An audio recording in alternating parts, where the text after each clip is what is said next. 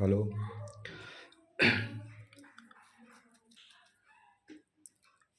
Hello student, कैसे हैं आप सभी? तैयारी आपकी बहुत अच्छी होगी। इसी क्रम में हम आपके लिए लेकर के आए हैं एग्जाम में पूछे जाने वाले अति संभावित प्रश्नों की श्रृंखला, जिनमें हम बहुविकल्पीय प्रश्नों को देखेंगे।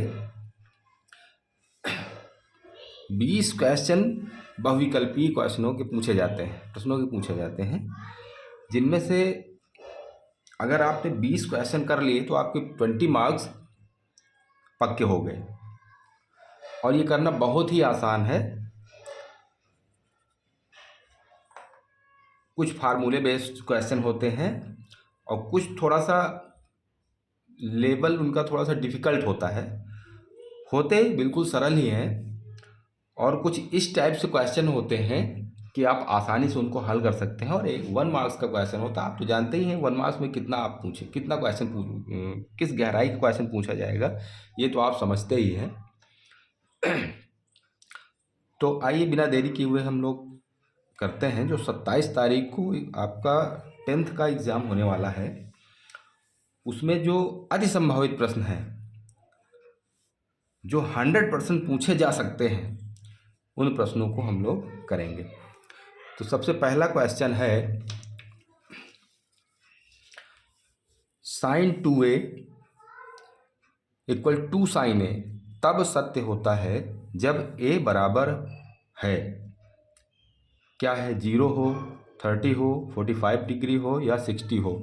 इनमें से कौन सा किसी एक पर ही सत्य होगा? तो देखते हैं।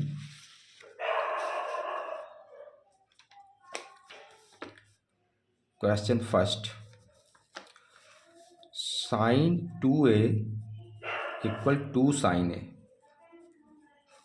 हमारे पास जो विकल्प दिए गए हैं, जो ऑप्शंस दिए गए हैं, वो 0 है, 30 है, 45 है और 60 है। तो सबसे पहले 0 पे चेक कर लेंगे। अगर a इक्वल 0 रखें, a इक्वल 0 रखने पर, a इक्वल 0 रखते हैं, तो साइन 2 इंटू 0 इक्वल 2 साइन 0। अब साइन 0 की वैल्यू क्या होती है? 0। साइन 0 इक्वल क्या होता है? 0। तो ये हो जाएगा आपका 0 और ये भी हो गया आपका 0, यानी LHS इक्वल RHS हो गया। यानी केवल 0 डिग्री पर ही ये संभव है। Sign 2a equal 2 sign a कब संभव है? केवल 0 डिग्री पर। 30 डिग्री पर अगर हम रख करके देखें तो ये हो गया आपका एक, देखिए, साइन 2 इंटू 30 इक्वल 2 साइन 30। देखिए ये हो गया साइन 60 इक्वल हो गया 2 साइन 30। 60 की वैल्यू होती है √3/2 और इसकी होती है 1/2। देखिए 2 कैंसिल हो गया, यहाँ √3/2 1 की इक्वल हो सकता है क्या? कभी नहीं हो सकता। इसलिए ये सारे आपके जितने भी विकल्प दिए गए हैं वो सारे गलत हैं। किसी पर भी ये सत्य नहीं होगा, केवल 0 डिग्री पर ही सत्य हो सकता है। अगला क्वेश्चन देखते हैं। अगला क्वेश्चन दिया गया है, बहुत ही अच्छा क्वेश्चन है और पूछा जाने की पूरी पूरी संभावना है, 100% पूछा जाएगा ये, मान लीजिए। ये एक क्वेश्चन है, ट्रायंगल दिया गया है ABC, जिसमें DE क्या है, इसके पैरेलल दी गई है, यानी DE पैरेलल टू BC है। DE पैरेलल टू BC है।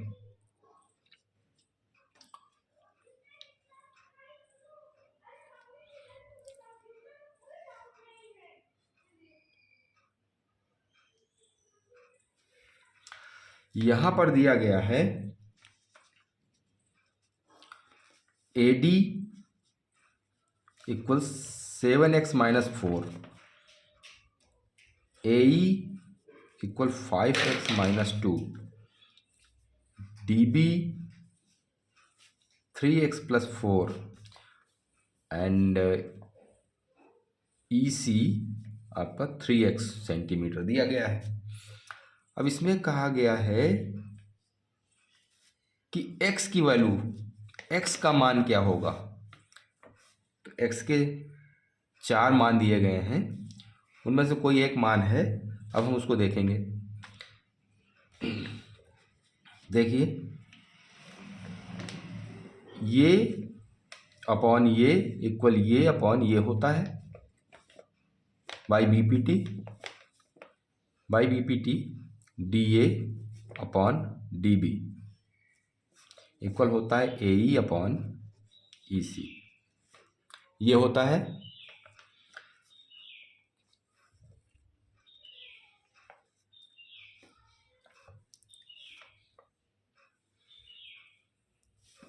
यहाँ वैल्यू पुटअप कर देंगे। डी की वैल्यू क्या है, 7x minus 4 upon D B है 3x प्लस 4 इक्वल टू ए कितनी है 5x माइनस 2 अपॉन ई सी कितना है 3x। अब क्रॉस मल्टीप्लाई करेंगे। क्या करेंगे, क्रॉस मल्टीप्लाई करेंगे तो ये हो जाएगा 7x minus 4 into 3x is equal to 5x minus 2 into 3x plus 4। इसका मल्टीप्लाई कर देंगे तो ये हो जाएगा 21x minus 12x is equal to इधर करेंगे तो 15x स्क्वायर, यहाँ एक्स स्क्वायर होगा 15x square minus 6x plus 20x minus 8 ये होगा। अब इसको इधर ले आएंगे 21x square minus 15x square minus 12x और इस 6x माइनस 20x में से 6x लेस हो जाएंगे तो यहाँ हो जाएगा 14x प्लस का होगा, इधर ले आएंगे तो माइनस का 14x हो जाएगा और इस 8 को इधर ले आएंगे तो प्लस का 8 हो जाएगा। तो ये हो गया आपका इक्वल 0 हो गया। ठीक है, तो ये इसको लेस करेंगे तो 6x स्क्वायर बचा, यहाँ क्या बचेगा माइनस 26x प्लस 8 इक्वल 0। अब इसके फैक्टर कर लेंगे। फैक्टर करेंगे तो 48 हुआ, 48 के 2 पार्ट 24 इंटू 2 है ना, 6x square minus 24x minus 2x plus 8 equal 0। 2 के पेयर बना लेंगे तो यहाँ 6x कॉमन करेंगे तो x माइनस 4 और माइनस यहाँ 2 कॉमन करेंगे तो x माइनस 4 इक्वल 0। तो x माइनस 4 और 6x माइनस 2 इक्वल 0 के, तो 6x माइनस 4 इक्वल 0 रखेंगे तो x इक्वल हो गया 4 के और 6x माइनस 2 इक्वल 0 रखेंगे तो x इक्वल हो गया 2/6 यानी 1/3 के। अब देखिए हमारे उसमें ऑप्शन क्या दिया गया है। ऑप्शन हमें देखो एक आया x की वैल्यू 4, एक आई है 1/3। तो इसमें कौन सा दिया गया है, x की वैल्यू 4 दी गई है तो यानी x इक्वल 4 ये आंसर आपका हो जाएगा। ठीक है, अब अगला क्वेश्चन देखते हैं, क्वेश्चन नंबर 3। क्वेश्चन नंबर 3 देखते हैं। क्वेश्चन नंबर 3 में दिया गया है क्वेश्चन नंबर 3 में दिया गया है दिए गए चित्र में angle A P O equal 30 यानी ए पी ओ यानी ये दिया गया ए पी ओ यानी इतना ये दिया गया 30 डिग्री और आपसे पूछा क्या गया है एंगल ए ओ बी यानी ए ओ बी, ये आपसे पूछा जा रहा है, ये आपसे पूछा जा रहा है। ठीक है, तो इसमें क्या करेंगे, इसमें क्या करेंगे,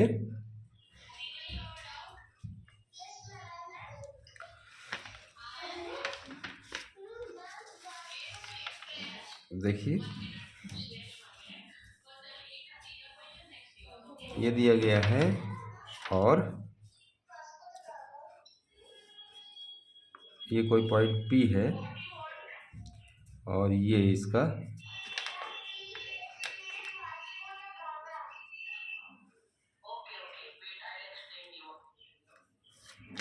ये दिया गया है और ये दिया गया है,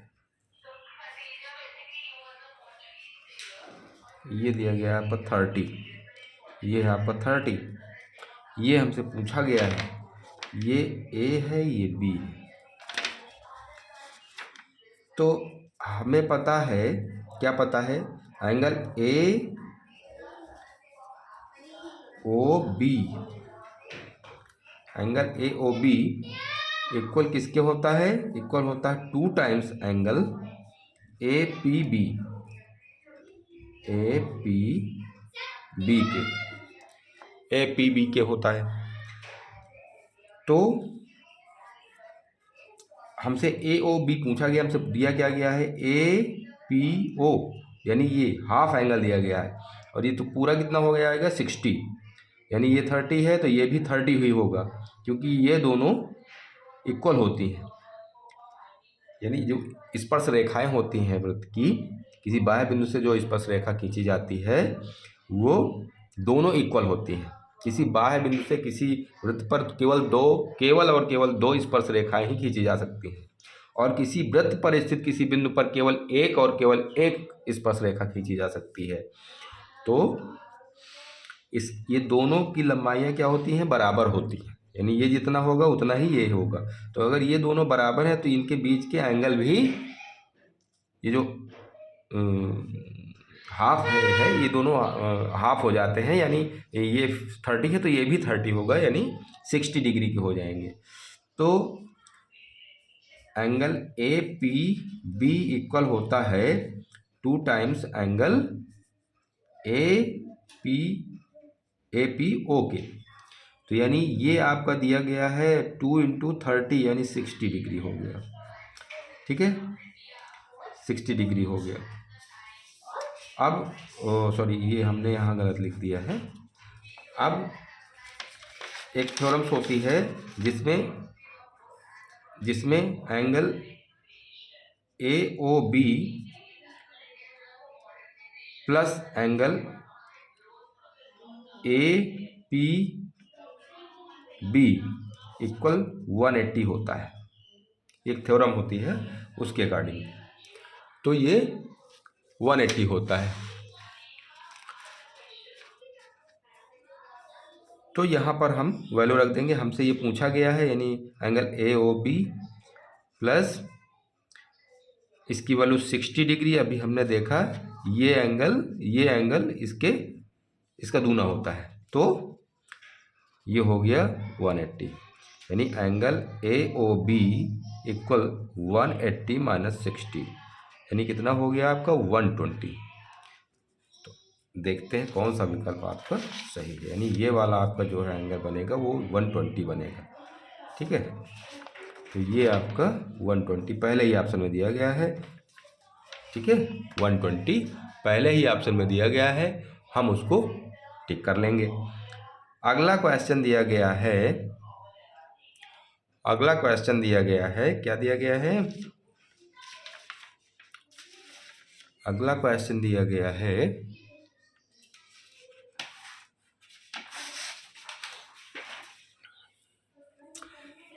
ये कोऑर्डिनेट ज्योमेट्री का है। इसमें 2 बिंदु दिए गए हैं और उससे जाने वाली, उसको मिलाने वाली कोई लाइन सेगमेंट है और उसको कोई बिंदु P जिसके निर्देशांक हमें दिए गए हैं को किस अनुपात में विभाजित करेगा, ये हमें निकालना है, ठीक है ना। तो हम सबसे पहला क्वेश्चन नंबर 4 है, तो हम सबसे पहले क्या करेंगे, इसके बिंदु नोट कर लेंगे।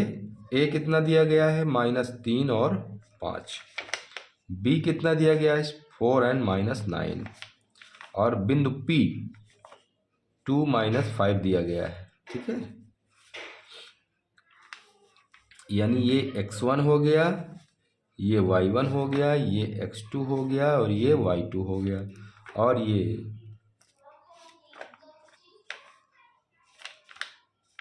ये आपका x2 है। अब देखते हैं फार्मूला क्या होता है। फार्मूला होता है यदि m1 और m2 रेशियो में कोई लाइन सेगमेंट को कोई बिंदु जो है विभाजित करता है, डिवाइड करता है, तो उसका फार्मूला होता है m1x2 plus m2x1 upon m1 plus m2। ये x की वैल्यू हो गई और m1y2 plus m2y1 upon m1 plus m2, ये y की वैल्यू हो गई। अब हमें मानना है कि माना ये जो बिंदु है वो इसको k/1 के रेशियो में डिवाइड करता है। इसमें डिवाइड करता है k/1 के रेशियो में डिवाइड करता है। तो अब हम इसको m1 मान लेंगे k को और 1 को m2 मान लेंगे। ठीक है, ये कर लेंगे x1 x2 y1 y2 हमें ये पता है और ये मान लेंगे। तो यहाँ पर लिखेंगे m1 क्या है k x2 की वैल्यू कितनी है 4, तो 4k हो गया। ठीक है, और m2 कितना है m2 1 है और x1 कितना है -3, तो यहाँ प्लस होता है फार्मूले में, तो यहाँ हम -3 रखें, क्योंकि माइनस का 3 है तो हम सीधे -3 लिख देंगे। ठीक है, अपन m1 प्लस m1 और m2 वैल्यू क्या है k+1। इसी तरह दूसरे का लिख लेंगे -9k +5 अपॉन k+1, ये हो गया। यहाँ m1 y2 और m2 y1 की वैल्यू रख दी हमने, ये हो गया। अब एक एक करके रख लेंगे, यानी 4k - 3 अपॉन k+1 इक्वल, ये यहाँ x की वैल्यू क्या दी गई है पॉइंट P में 2, ये 2 के इक्वल हो जाएगा और ये इसके -5 के इक्वल हो जाएगा। ये जो है इसको -5 के इक्वल रख लेंगे।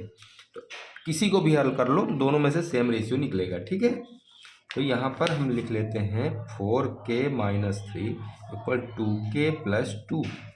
इसका यहाँ मल्टीप्लाई कर दिया इसको, तो ये हो गया। अब ये निकला आपका 4k - 2k इक्वल, ये 3 उधर चला जाएगा तो 2 + 3, ये 2k हम इधर लाए तो ये माइनस का हो गया, ये माइनस का था तो उधर गया तो प्लस का हो गया। ये हो गया आपका 2k, यहाँ कितना बचा 2k इक्वल 5k, तो k इक्वल 5/2k, यानी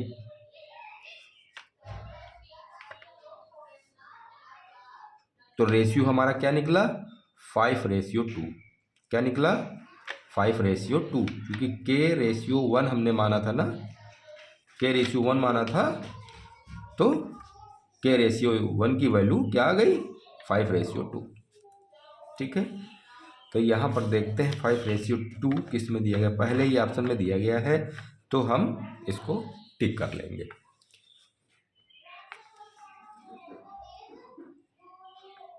फिर अगला क्वेश्चन है क्वेश्चन नंबर 5। क्वेश्चन नंबर 5 हम देख लेते हैं इस साइड में। क्वेश्चन नंबर 5 में दिया गया है, देखिए किसी दीवार पर लगी किसी सीढ़ी का उन्नयन कोण 60 अंश है तथा सीढ़ी का निचला सिरा दीवार से 9.5 मीटर दूरी पर है, तो सीढ़ी की लंबाई होगी। देखो ये हाइट एंड डिस्टेंस का क्वेश्चन है और बिल्कुल इजी क्वेश्चन है। ठीक है, इस टाइप के क्वेश्चन आपके रख देते हैं। कभी एक नंबर का तो अब आता नहीं है, 2 नंबर में रख देते हैं, 2 नंबर में, या फिर इसमें रख देंगे। आपका क्वेश्चन सही पूछो तो ये 1 ही नंबर का है, लेकिन कभी कभी उसमें रख देते हैं 2 नंबर वाले में, कभी कभी इसमें रख देते हैं। ठीक है, तो जहाँ भी आए आप आराम से कर सकते हैं, कोई प्रॉब्लम नहीं है। ठीक है, कोई प्रॉब्लम नहीं है। अब हम देखते हैं क्वेश्चन में जो दिया गया है, क्या दिया गया है क्वेश्चन में। क्वेश्चन में दिया गया है, क्वेश्चन में दिया गया है आपका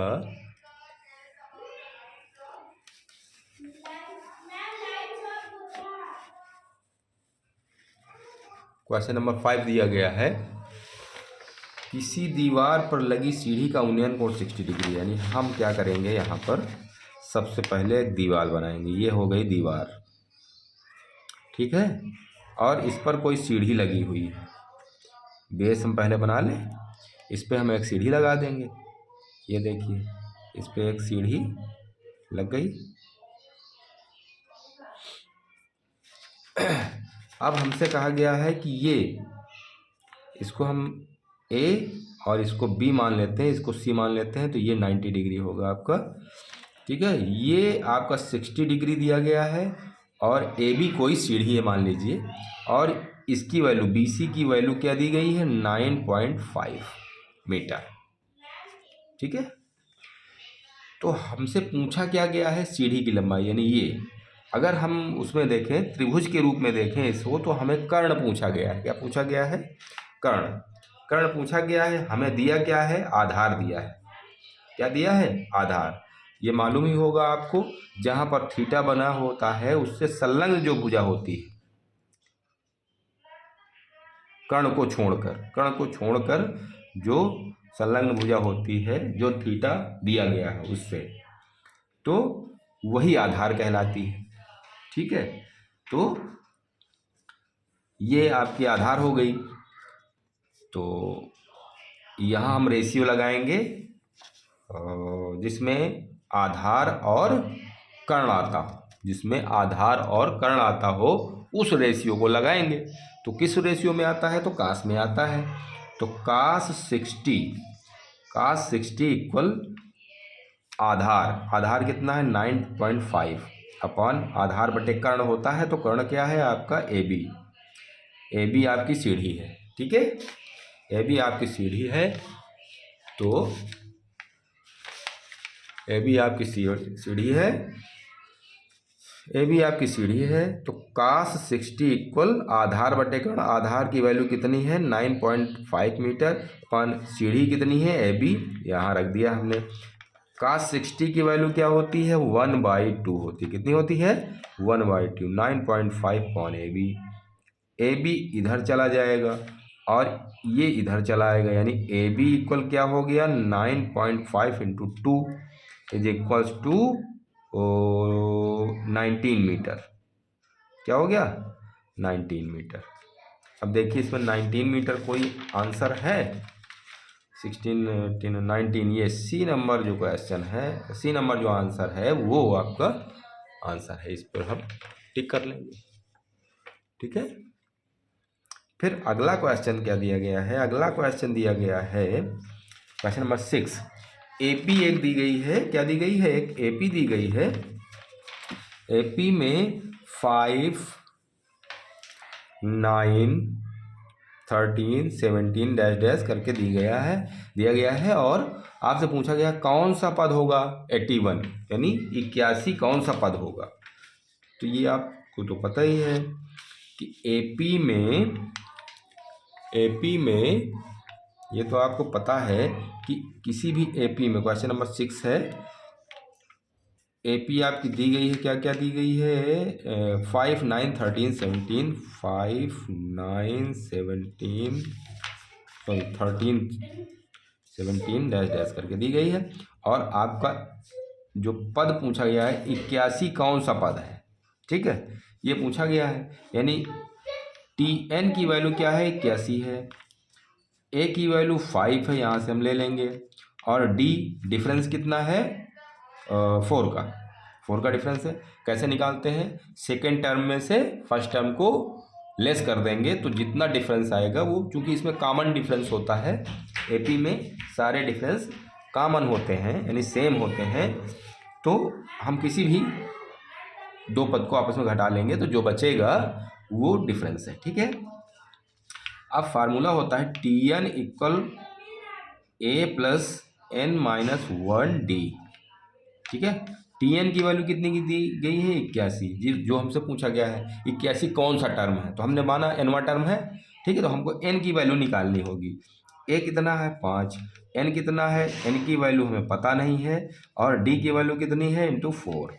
ठीक है, यहाँ प्लस है, is equal to 81 5 plus 4n minus 4। ये देखिए इससे लेस हो जाएगा तो 1 बचेगा, क्या बचेगा 1, 81, और उस 1 को इधर ले आएंगे तो 81 माइनस 1 हो गया 4n, तो 4n इक्वल 80, तो n इक्वल 80/4 इक्वल कितना आया 20। इसका आंसर क्या आ गया 20, यानी ये जो 81 दिया गया है वो कौन सा टर्म है, 20वां टर्म है, यानी 20वां पद है, तो 20वां ये है, इसका आंसर ये हो जाएगा। फिर आते हैं क्वेश्चन नंबर 7 में। क्वेश्चन नंबर 7 में दिया गया है आपका, क्वेश्चन नंबर 7 में दिया गया है, क्वेश्चन नंबर 7 में दिया गया है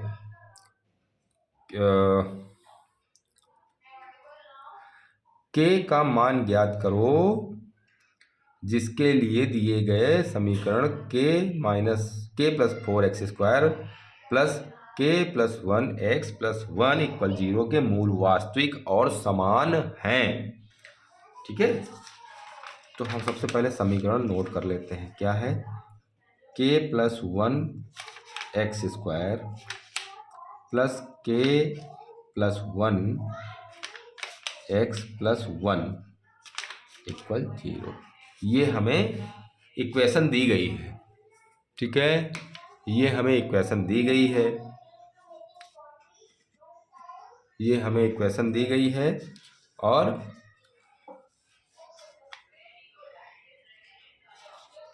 इसमें कहा गया है कि मूल वास्तविक और समान होंगे। तो मूल वास्तविक और समान कब होते हैं, d इक्वल जब 0 हो। d क्या है, d equal b² minus 4ac होता है, जिसको हम डिस्क्रिमिनेंट बोलते हैं, विविक्त कर बोलते हैं, है ना। तो d की, अब यहाँ हम क्या करेंगे, इसका स्टैंडर्ड इक्वेशन क्या होता है, ax² plus bx plus c equal 0। तो यहाँ से इसको कंपेयर करके a b और c की वैल्यू निकाल लेंगे। a इक्वल क्या हो गया k प्लस 4, b इक्वल क्या हो गया k प्लस 1, और c इक्वल क्या हो गया 1। ठीक है, यहाँ रख देंगे, यानी d 0 के इक्वल होगा, मूल समान होने के लिए d 0 के इक्वल होगा, तो हम इधर 0 रख लेंगे। b² क्या हुआ, b² क्या हुआ, b की वैल्यू k प्लस 1 का स्क्वायर माइनस 4 इंटू a की वैल्यू k प्लस 4 इंटू 1, तो ये हो गया आपका k² plus 1 plus 2k minus, अब 4 का इसमें मल्टीप्लाई हो जाएगा तो माइनस 4k माइनस 16। ठीक है, ये हो गया। अब देखिए, ये हो गया आपका k², 4k और 2k ये लेस हो जाएंगे तो माइनस का 2k बचेगा, माइनस का 2k, और ये 1 और ये लेस हो जाएंगे तो माइनस 15 हो जाएगा। ठीक है, ये हो गया। अब हम इसके फैक्टर कर लेंगे, क्या कर लेंगे, फैक्टर कर लेंगे। फैक्टर करेंगे तो 15 के ऐसे दो पार्ट करिए कि उनका योग या अंतर 2 के बराबर हो, किस 2 के बराबर, -2 के बराबर हो। ठीक है,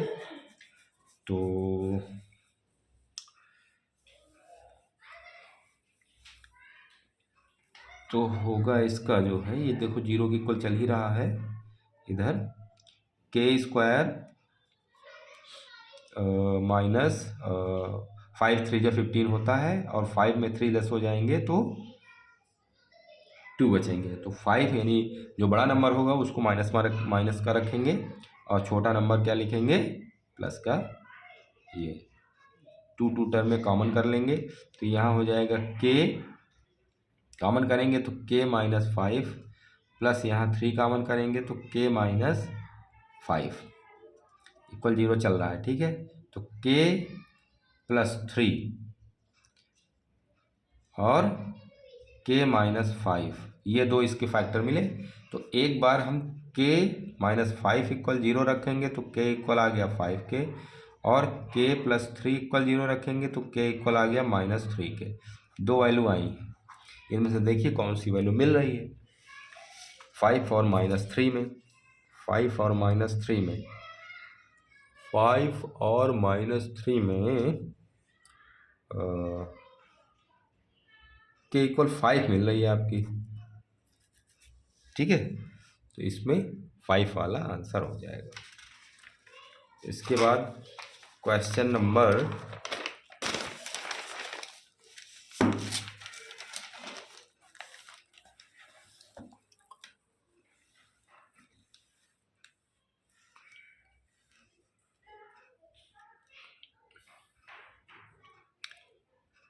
अगला क्वेश्चन है 8, क्वेश्चन नंबर 8 है। क्वेश्चन नंबर 8 पे जाएंगे। समीकरण निकाय a1x plus b1y plus 0, a1x plus b1y plus equal 0 तथा a2x प्लस b2y इक्वल 0 के लिए असंगत होगा। ठीक है, यहाँ एक चीज़ लिखने के लिए मुझे लग रहा है रह गई है, C1 एंड यहाँ पर C2 होगा। ठीक है, तो C1 a1x plus b1y plus C1 और a2x plus b2y plus C2 ये दो दिए गए हैं समीकरण। तो ये कह रहा है किसके लिए मान, इसका मान असंगत होंगे, यानी समीकरण निकाय जो होगा वो असंगत होगा। तो असंगत कब होता है, 3 तरीके के वो होते हैं। क्या क्या होता है, a1 upon a2 equal b1 upon b2 equal c1 upon c2। सबसे पहला है कि अगर a1 upon a2 equal b1 upon b2 है,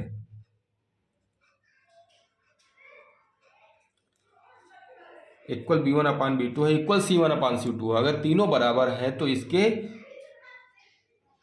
अनेक हल होंगे। ठीक है, इसके अनेक हल होंगे और सिस्टम क्या कहलाएगा, कंसिस्टेंट कहलाएगा, यानी संगत कहलाएगा।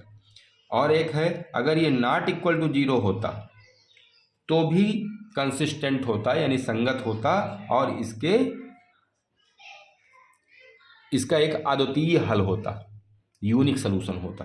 ठीक है, लेकिन अगर a1 upon a2 equal b1 upon b2 तो हो, लेकिन c1 अपान c2 ना हो, यानी not equal to c1 upon c2 हो, तो इसका कोई हल नहीं होता। और तभी केवल एक ही ऐसी कंडीशन होती है जब इनकंसिस्टेंट होता है सिस्टम।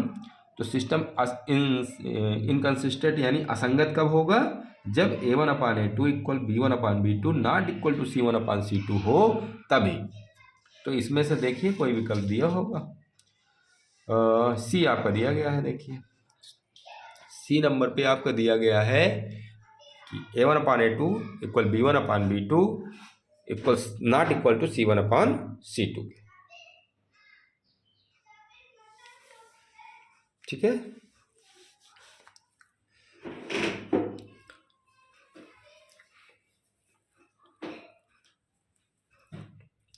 इसी तरह आगे देखेंगे। अगला क्वेश्चन है,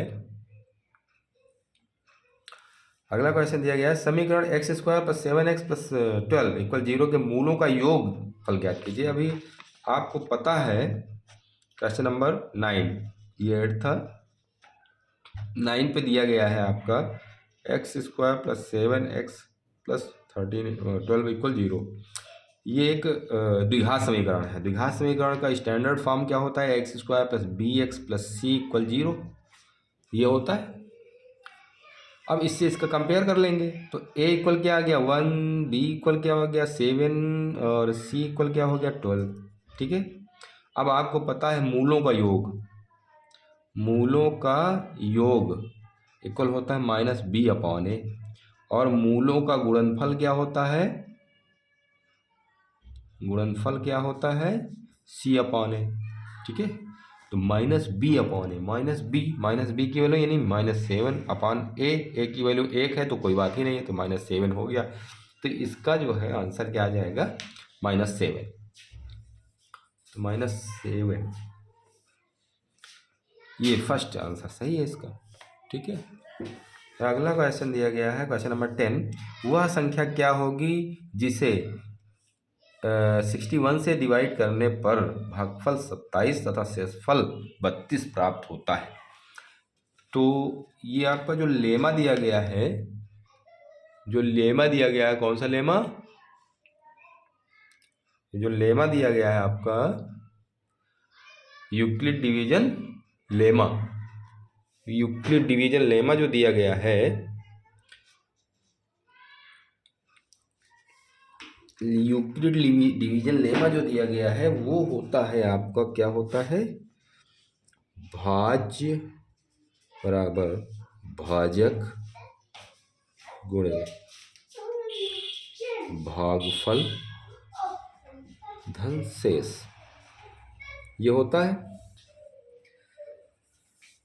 तो हमें भाज्य दिया गया है आपका, मालूम नहीं भाज्य ही निकालना है। भाज्य मान लीजिए x है, भाजक कितना है 61, कहा गया ना 61 से डिवाइड किया गया है। तो भागफल कितना है? इंटू 27 क्या है?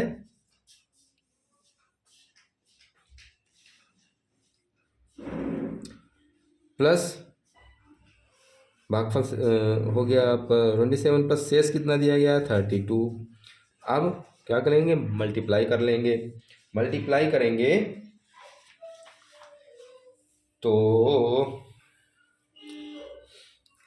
61 और 27 का मल्टीप्लाई करेंगे तो ये हो जाएगा आपका 1747 प्लस 32, तो ये हो जाएगा 1679। ये यानी एक्स, ये जो भाज्य है, जो जिस संख्या की बात करी जा रही है वो कौन सी है? 1679। ठीक है। तो इसमें देखिए कोई पहला ही ऑप्शन आपका दिया गया है 1679। ठीक है। फिर अगला एक क्वेश्चन दिया गया है, क्या दिया गया है? दिया गया है कि एक बैग में 3 नीली 2 सफ़ेद 4 लाल गेंदें दी गई है। कौन कौन सी है? 3 नीली हैं, 2 सफ़ेद और 4 लाल हैं। यदि बैग में एक गेंद यदृच्छा निकाली जाती है, यानी रैंडमली निकाली जाती है, तो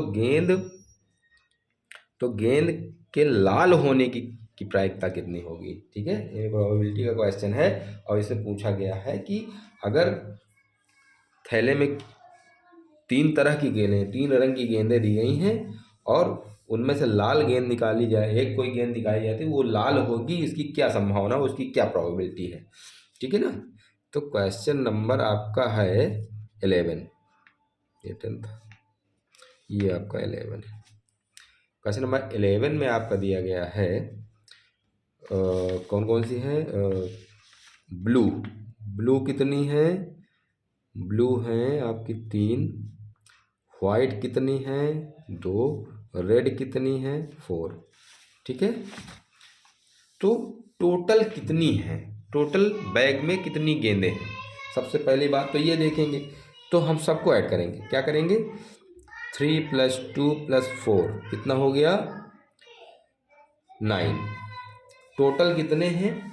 टोटल बैग में जो गेंदें हैं वो कितनी हैं? 9 है। क्योंकि जब हम बैग बंद होगा उसमें से हाथ डाल के बिना देखे निकालेंगे तो उसमें से कोई सी भी गेंद निकल सकती है, लेकिन वो लाल ही होगी इसकी संभावना पूछी गई है। तो हम क्या करेंगे? उसकी संभावना कितनी होगी? लाल होने की संभावना क्या हो सकती है? क्योंकि लाल गेंदें कितनी हैं? 4 हैं। कितनी लाल गेंदें हैं? 4 हैं। तो 4 गेंदें हैं, तो जिनमें से अगर लाल गेंद आएगी तो 4 में से ही आएगी, है ना। आउटकम्स क्या आएंगे? 4 में से आएंगे, यानी टोटल में से कितना आता है, प्रोबेबिलिटी क्या होती है, probability of red ball is equals to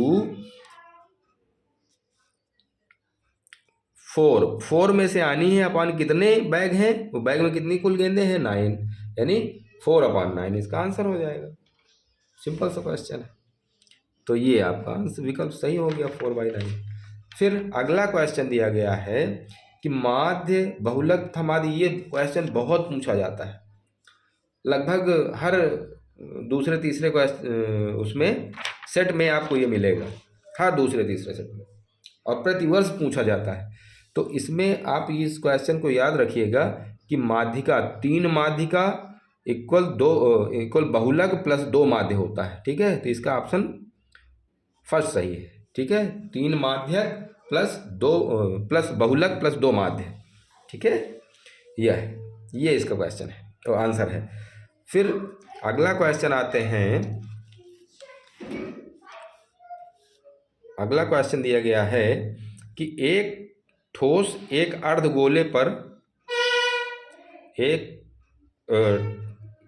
अर्धगोले पर खड़े एक शंकु के आकार का है जिनकी त्रिज्या 1 सेंटीमीटर है तथा शंकु की ऊंचाई उसकी त्रिज्या के बराबर है। ठीक है, शंकु की ऊंचाई देखो, यहाँ हमने डायग्राम भी बना दिया है। ये ऊंचाई शंकु की हो गई और ये इसकी त्रिज्या हो गई, यानी ये भी 1 है और ये भी 1 है।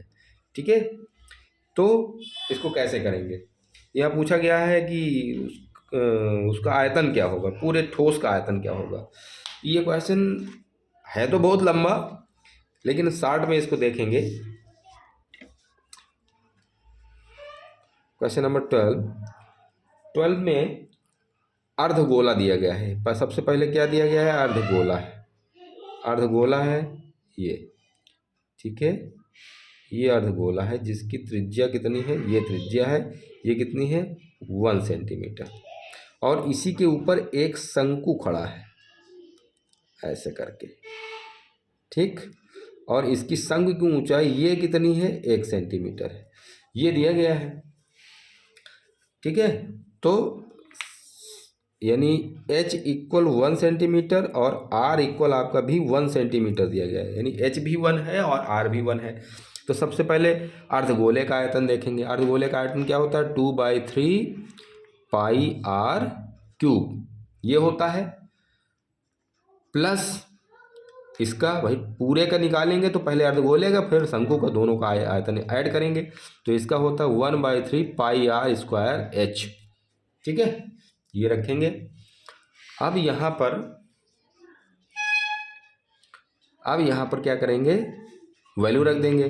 2/3 पाई इंटू 1 की वैल्यू की r की वैल्यू 1 है, यानी 1 का क्यूब, प्लस 1/3 पाई r की वैल्यू 1 है इंटू 1 इंटू ये 1 का स्क्वायर हो गया इंटू 1, h की वैल्यू भी 1 है, तो ये हो गया आपका, ये हो गया 2/3 पाई, भाई 1 की वैल्यू तो 1 होगी क्योंकि चाहे स्क्वायर कर दो, चाहे क्यूब कर दो, चाहे रूट कर दो, सब कुछ तो उसका वैल्यू 1 ही रहेगी, प्लस यहाँ 1/3 पाई, ये भी चूंकि 1 इधर भी है तो 1। अब देखिए पाई कॉमन कर लेंगे दोनों में से, 2/3 प्लस 1/3, तो क्या हो गया 3/3, यानी 3/3 की वैल्यू क्या हो गई 1, यानी इंटू में बचा 1, तो यानी आंसर क्या आ गया आपका पाई। तो यहाँ पर देखिए सबसे पहला दिया गया है पाई आंसर इसका है। ठीक है, क्वेश्चन बहुत अच्छा है, और इसमें जो 1 वैल्यू रख दी गई है इसकी वजह से ये शॉर्ट हो जाता है, इसी वजह से ये 1 नंबर में या 2 नंबर में दिया जा सकता है, और जाने की पूरी संभावना है, दिए जाने की पूरी संभावना है। ठीक है, अगला क्वेश्चन हम देखते हैं।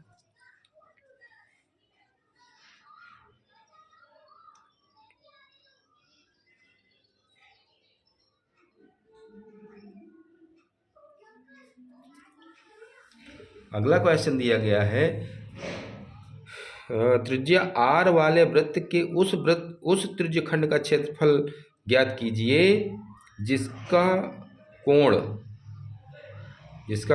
p डिग्री है। तो क्या होगा, अब आपको पता है त्रिज्यखंड का क्षेत्रफल क्या होता है, आपको पता है कि त्रिज्यखंड का क्षेत्रफल क्या होता है। क्वेश्चन नंबर 14 है ये। थीटा बटे 360 इंटू पाई आर स्क्वायर ये होता है, ठीक है। अब इसमें से कोई, अब यहाँ थीटा की वैल्यू पी दी गई है, यानी हम पी बटे 360 गुणे पाई आर स्क्वायर लिख लेंगे, है ना। इससे ज़्यादा तो कुछ नहीं कर सकते हैं। लेकिन यहाँ तो पी अपान 180 वाले तो छोड़ ही दो, ठीक है। 180 से तो कोई लेना देना नहीं है। यहाँ पर दिया गया है, देखिए P upon 360 into 2 pi R, यहाँ नहीं 2 पाई आर नहीं, पाई आर स्क्वायर होता है ना, तो ये भी गलत है। बचा आपके पास ऑप्शन ये डी। डी जो बचा है उसमें दिया गया है आपका P upon 172 into 2 pi R square, 2 से इसको डिवाइड कर दो तो ये 360 हो जाएगा, यानी बचा क्या आपका 3/360 और इंटू पाई आर स्क्वायर, इतना बचा। यही तो हमने देखा था, यही तो इसका आंसर है।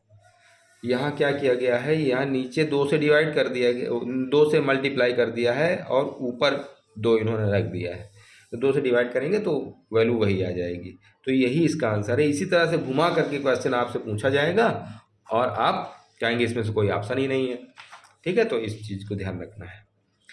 फिर अगला क्वेश्चन दिया गया है कि एक बिंदु Q से एक वृत्त पर स्पर्श रेखा की लंबाई 24 सेंटीमीटर, Q की केंद्र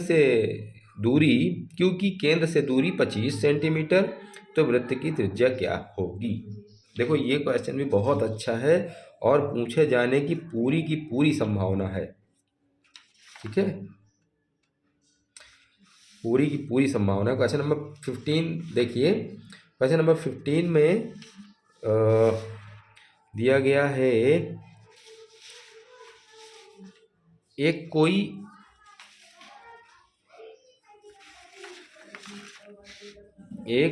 वृत्त है जिसपे कोई बाह्य बिंदु Q से स्पर्श रेखा खींची गई है, ठीक है।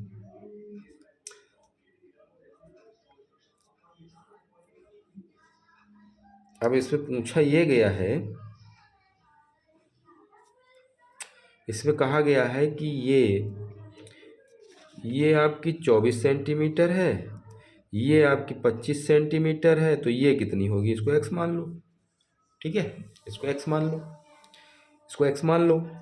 अब क्या करेंगे, पाइथागोरस, चूंकि ये 90 डिग्री होता है, आपको पता है कि किसी वृत्त के केंद्र से स्पर्श रेखा पर जो लंब डाला जाता है वो 90 डिग्री का कोण बनाता है, तो ये 90 डिग्री होगा, तो ये एक समकोण त्रिभुज हो गया। समकोण त्रिभुज में ये आपकी जो है आधार हो गई, ये आपकी लंब हो गई, ये आपकी कर्ण हो गई। तो हम क्या करेंगे, ये मान लीजिए O है, तो इस पर हम ये लगाएंगे OQ square is equals to, इसको P मान लीजिए, OP square plus PQ square, ये होगा। इसकी वैल्यू 25 दी गई है, तो 25 का स्क्वायर इक्वल OP की वैल्यू हमने x मानी है, प्लस इसकी वैल्यू 24 दी गई है, तो इसका स्क्वायर, तो ये हो गया 625, ये हो गया x स्क्वायर प्लस ये हो गया 576, तो x स्क्वायर इक्वल 625 माइनस 576, तो ये इसकी वैल्यू क्या हो गई, इज इक्वल टू 49, इसको लेस करेंगे 49 हो जाएगा x स्क्वायर का, तो x की वैल्यू क्या हो गई 7, क्या हो गई 7। यहाँ पर देखते हैं 7 है, बिल्कुल पहले ही ऑप्शन में 7 दिया गया है, ठीक है, पहले ही ऑप्शन में 7 दिया गया है, टिक कर लेंगे। अगला क्वेश्चन आपके सामने है, दिया गया है कि किसी बाह्य बिंदु से किसी वृत्त पर खींची जा सकने वाली स्पर्श रेखाओं की संख्या होगी, 5 होगी, अनंत होगी, 2 होगी, 1 होगी। अब इसमें आप कंफ्यूज हो जाएंगे। कंफ्यूज कैसे हो जाएंगे, हमने आपको एक वृत्त का क्वेश्चन पहले कराया है, तो उसमें हमने बताया है कि कोई अगर वृत्त है, ठीक है, और कोई मान लीजिए उसके सरकमफ्रेंस यानी परिधि में कोई बिंदु दिया गया है और उस पर स्पर्श रेखा खींचने की बात कही गई है, तो इस पर केवल और केवल एक स्पर्श रेखा ही खींची जाएगी। लेकिन अगर किसी बाह्य बिंदु की बात कर दे तो बाह्य बिंदु में कितनी स्पर्श रेखा खींचोगे आप? एक ये खींचोगे और एक ये खींचोगे, बस, तीसरी नहीं खींची जा सकती, ठीक है। तो केवल दो ही स्पर्श रेखा बाह्य बिंदु से खींची जा सकती है, ठीक है ना। तो दोनों तरीके से क्वेश्चन आपको समझ में आ गया होगा। तो इसमें संख्या कितनी हो जाएगी? 2, ठीक है। फिर अगला क्वेश्चन दिया गया है, यदि बिंदुओं 2, 7, 5 के और -5 के बीच की दूरी 13 इकाई हो तो के का मान होगा। यहाँ के की वैल्यू पूछी गई है। क्वेश्चन ही बहुत जानदार है, क्वेश्चन बहुत ही जानदार है। क्वेश्चन नंबर 17 में हम देखते हैं दिया हमें क्या गया है। दिया गया है कि बिंदु 2 दिए गए हैं 2, 7 और के और -5, ये 2 बिंदु दिए गए हैं और इनके बीच की दूरी d = 13 है, ठीक है, d = 13 है। तो डिस्टेंस फार्मूला आपने पढ़ा ही होगा, क्या होता है? d = √x2 - x1 का स्क्वायर प्लस y2 - y1 का स्क्वायर, ये होता है। यहाँ x1 ये है, y1 ये है, x2 ये है, y2 ये है। वैल्यू रख देंगे, वैल्यू पुटअप करेंगे तो ये तो आपका 13 है इक्वल रूट x2 कितना है? k माइनस x1 कितना है? 2 प्लस y2 कितना है? -5 और -7 स्क्वायर इक्वल्स टू, अब क्या करेंगे? दोनों पक्षों में हम क्या कर देंगे? वर्ग कर देंगे, यानी स्क्वायर कर देंगे। तो ये हो जाएगा 13 का स्क्वायर, तो ये इधर का स्क्वायर करेंगे तो ये इसका रूट हट जाएगा। क्या हो जाएगा? k - 2 का स्क्वायर प्लस ये आपका हो गया तो 5 12, यानी 12 -12 का स्क्वायर करेंगे तो प्लस का हो जाएगा 12, प्लस का 144 आ जाएगा, ठीक है। 12 का स्क्वायर 144 हो गया। अब यहाँ हो गया आपका 169 इक्वल के स्क्वायर और k - 2 का स्क्वायर, इसको इधर ले आएंगे तो k प्लस 144, तो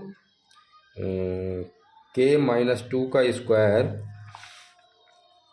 इज इक्वल्स टू 169 - 144, तो ये हो गया आपका कितना? 25, यानी k - 2 का स्क्वायर कितना हो गया? 25। अब रूट ले लेंगे, तो रूट लेंगे तो ये k - 2 इक्वल ये हो गया 5, तो k इक्वल क्या हो गया? 5 और ये 2 उधर जाएगा तो प्लस का 2 हो जाएगा इक्वल 7 के। तो k की वैल्यू कितनी आ गई? 7। k की वैल्यू कितनी आ गई? 7। तो 7 इसमें दिया गया है, k की वैल्यू 7, पहला ही ऑप्शन सही है इसमें, ठीक है। अगला क्वेश्चन ही बहुत ही इंपॉर्टेंट क्वेश्चन है,